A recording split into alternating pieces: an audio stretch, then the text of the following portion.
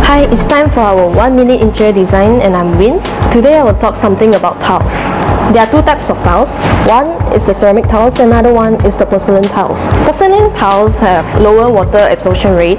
It's denser, so it's more suitable for heavy usage or exterior, and the price is slightly more expensive than ceramic tiles.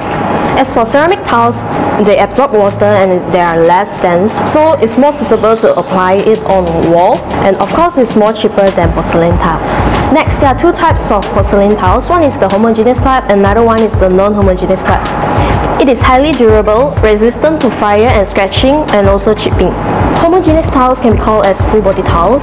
The color runs uniformly throughout its body. It doesn't chip easily, but in case it chips, it will not expose the clay base.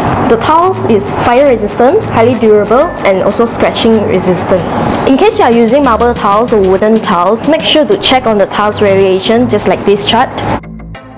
V1 represent uniform appearance, while the others like V2, V3 and V4 actually shows the level of variation. In case you are using a marble and wooden tiles, make sure to choose a V3 or V4.